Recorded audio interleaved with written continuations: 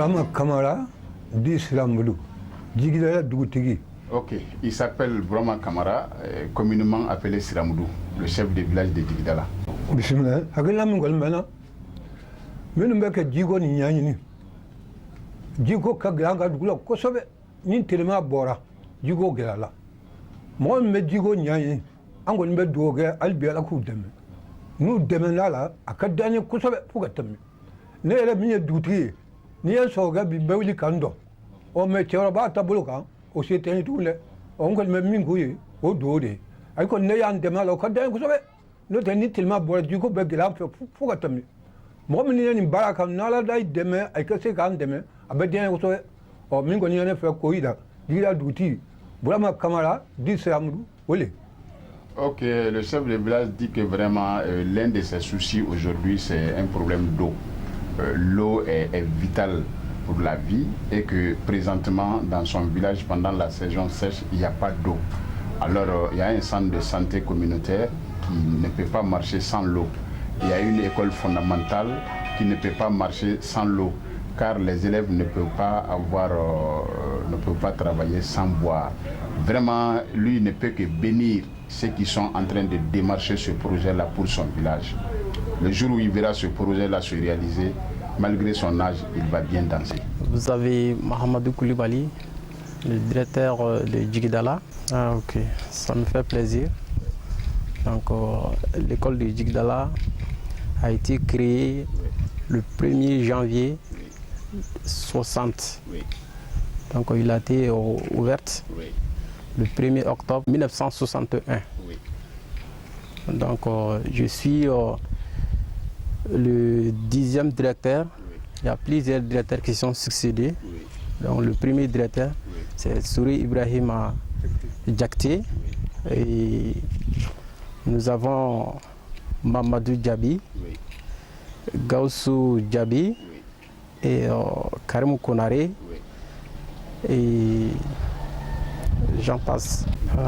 Donc Djigidala, c'est un village situé dans la commune rurale de Bankmana. Donc le village est situé à 12 km de son chef-lieu de commune. Oui.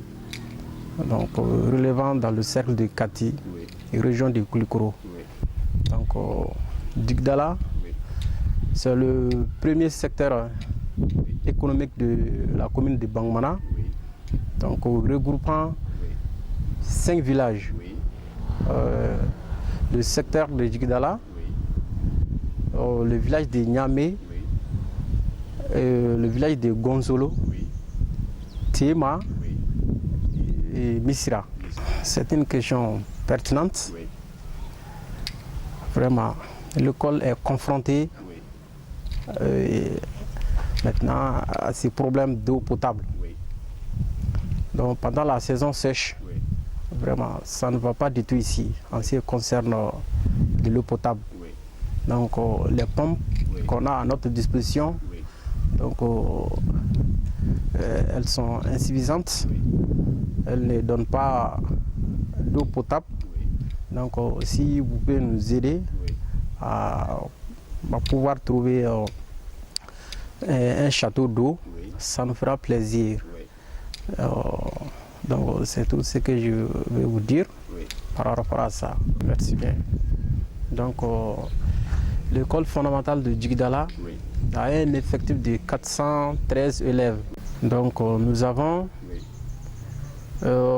parmi ces 413 élèves, nous avons 215 filles. En ce qui concerne l'effectif du personnel enseignant, nous avons 10 enseignants du premier cycle au deuxième cycle.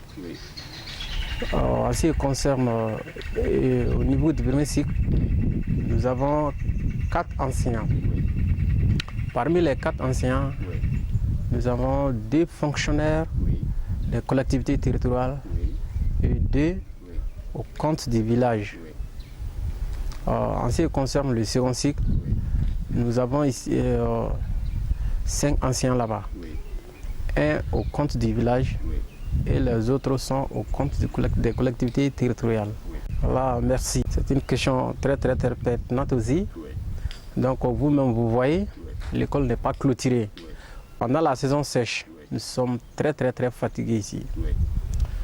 Les animaux, et c'est devenu même un lieu de passage pour les motocyclistes.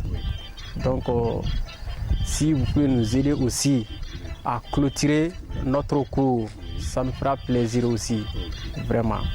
Donc, vous-même, vous voyez dans la cour, donc elle n'est pas clôturée. Donc, faites tout pour chercher un partenaire, donc il va nous faire cette clôture. Voilà. Merci bien. Ok, monsieur le directeur, Inch'Allah, on va y songer. Ouais, Merci vraiment. Moi, je me nomme Nambori Kamara. Oui, Je suis cheminot à la retraite, oui, natif du village de Djigdala. oui. Et présentement, je suis en repos au village. Oui, effectivement, comme vous l'avez dit, bon, on ne peut pas venir au village et être inactif. Oui. Et dans ce cadre-là, je suis non seulement le président de la coopérative des agriculteurs de Djigdala, Oui, et je suis aussi le président du centre de santé communautaire oui, de Djigdala qui regroupe 4 villages. oui, Le village principal qui est le village de Djigdala, oui, il y a le village de Guansolo, oui, le village de Tema, oui, le village de Misra oui, et un hameau qui s'appelle Kalfabougou. oui. Ce sont ces villages-là qui constituent le centre dont je suis le président. Ok.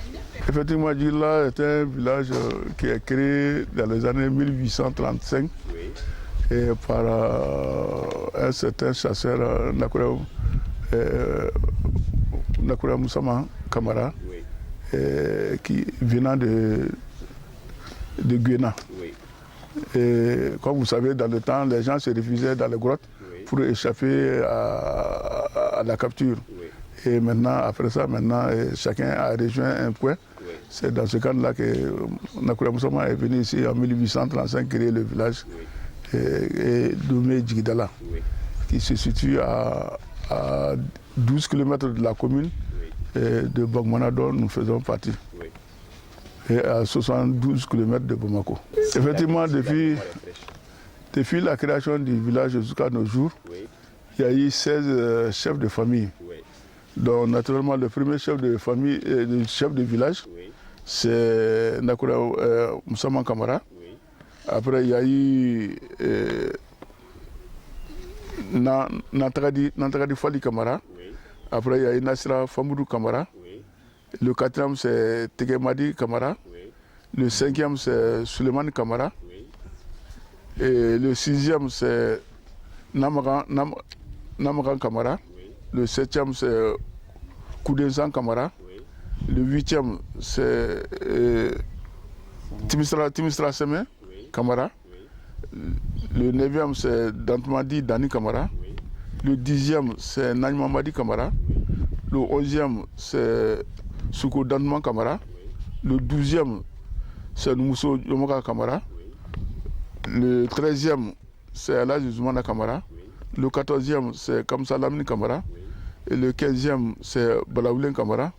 Et celui qui est là présentement, ce qui s'appelle Bouramadi Sramourou Kamara, est le 16e, qui est actuellement chef de village. Bon, effectivement, comme le simplement, c'est un nouveau CESCOM qui a été créé, lancé le 25 août 2015. oui, Donc on peut dire que nous sommes à nos débuts.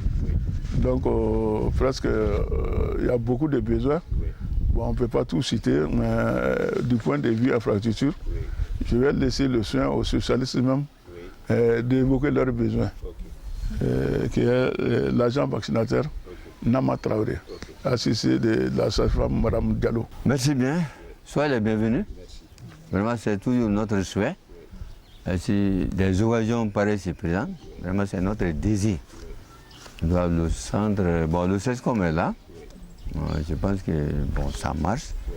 On fait vraiment notre mieux. Seulement, on est frappé par certaines difficultés, telles que la clôturaison. Bon, vous-même, vous voyez, bon, ces passages-là, ça nous gêne trop. Bon, les motocyclistes, les animaux. Bon, départ, si ce n'est pas en faisant attention, ça peut même provoquer des accidents. Les malades, bon, vous voyez le passage là, c'est très très mauvais.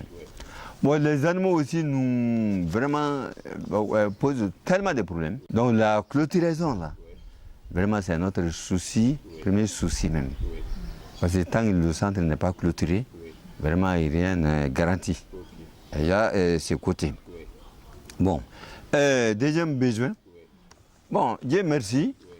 Le centre, bon, nous avons le DTC, c'est un technicien supérieur.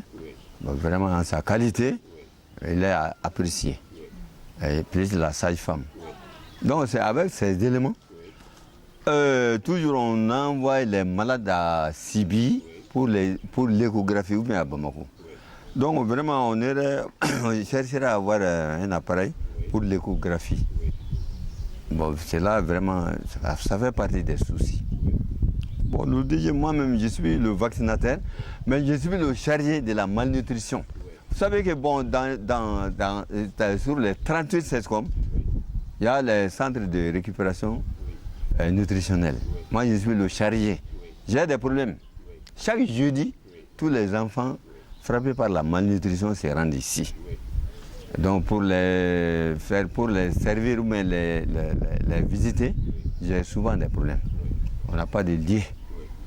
Par rapport à Bangmana ou à Sibi, il y a des qualités de hangars faites pour vraiment pour ce système. Mais malheureusement, à notre niveau, on n'en a pas. Souvent, quand il pleut, bon, ces tarbes-là, en période chaude, là, bon, je fais mes traitements ici, à chaque jeudi. Mais quand il y a la pluie, ce n'est pas possible. Donc, on souhaitera avoir un hangar comme qualité comme à Bangmana. Donc, si on arrive à avoir ça, ça va nous arranger beaucoup. Bon, le troisième, c'est le transport des malades. Vous savez, bon, souvent, on a des problèmes quand nous avons des cas graves qui nous dépassent.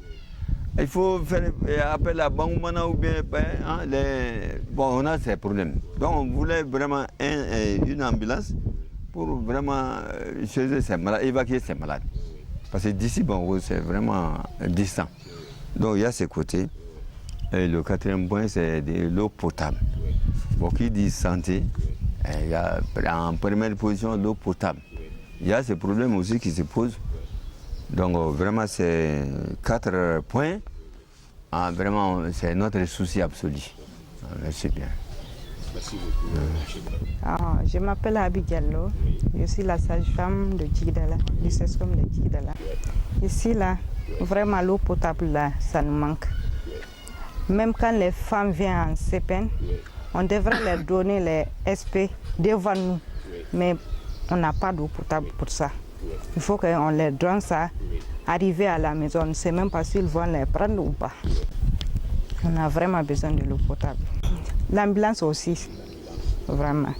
On a vraiment besoin de l'ambulance. Parce que pour évacuer une femme qui vient en travail, l'évacuer vite, mais il n'y a pas de moyens, vraiment. Moi, c'est Boubacar Kamara, natif de ce village. Je suis un neveu au président du CSCOM. Je suis enseignant et résident à Bamako. Nous sommes ici ce matin pour parler un peu de la population de Djigdala. Djigdala étant un secteur de développement de la commune de Bangmana, il est composé de 5 villages. Djigdala même, Niamey, Gansolo, Tema, Missira, plus 2 hameaux de culture, dont Djanela et Karifabougou. Sa population est estimée environ à 3000 et quelques habitants. La population de Djigdala même présentement fait 1200 habitants. Gansolo, pareil, 1200 habitants. Tema avoisine les 500 habitants. Et Djanela, les 500 habitants. Missira, à peu près les 200 habitants. Et Karifabougou, une centaine d'habitants. Ok, Djigdala est une zone d'agriculture, d'élevage et de pêche, surtout de maraîchage. À Djigdala, surtout après l'hivernage, la population, les gens vont dans les jardins faire du jardinage, du maraîchage, histoire d'avoir un peu d'argent à gagner. Mais cette population est beaucoup confrontée à un problème crucial d'eau. Pendant la saison sèche, c'est l'eau qui manque à la population. Pendant l'hivernage, ce problème ne se pose pas, mais pendant la saison sèche, déjà, l'eau se fait rare. la population est obligée souvent de se déplacer pour aller chercher de l'eau potable à boire. Et raison pour laquelle nous demandons à nos partenaires de vive voix de nous aider afin qu'on puisse avoir un château d'eau capable de prendre tout le secteur. Évidemment, qui parle d'histoire parle de géographie. Donc ces villages-là, nous sommes liés économiquement, géographiquement et historiquement. Donc nous aimerions partager ce château d'eau entre nous et ces villages avoisinants. Si vraiment l'occasion y est, après Djigidala, il faudrait que ces villages-là parviennent aussi à avoir de l'eau potable. Parce que nous sommes appelés à vivre ensemble. Non, le château doit être à Djigidala. Le château doit être à Djigidala parce que c'est Djigidala le secteur. Et le centre de santé se trouve à Djigidala. Le problème le plus crucial, c'est le centre de santé et l'école. Ces enfants, pendant la saison sèche, à l'école, n'ont pas d'eau à boire. Au centre de santé, les femmes qui viennent et les enfants, les malades surtout, les patients, n'ont pas d'eau potable à boire. En dehors de Djigidala, les autres peuvent profiter. Oui, ce château, il y a les bonnes fontaines parce que ça va dépendre si vraiment un habitant a besoin d'une bonne fontaine chez lui à la maison, il peut s'en servir. Il peut s'en servir. Ok, c'est le souhait le plus ardent. Merci de l'enquête que vous venez de mener. Et nous souhaiterons quand même qu'il y ait une suite favorable. Tant le besoin est important que l'attente est grande. Et Djigidala étant le chef-lieu de centre, il y a des infrastructures, il y a l'école, il y a le centre de santé secondaire, il y a la maternité, et le centre de santé. Donc si l'adduction d'eau parvenait à se réaliser, en tout cas, ça sera une bonne chose pour nous. Non seulement ça améliorerait les conditions de vie des enfants, et ça améliorerait aussi la santé, parce que l'eau potable est source de santé. Et nous souhaiterons aussi que si nous devons avoir de l'eau, si possible, que le château commence à alimenter les villages qui sont à 2-3 km de chez nous. Ça, c'est le souhait ardent du village. Donc nous souhaitons vivement et nous espérons qu'une suite favorable nous sera accordée dans un bref délai. Merci.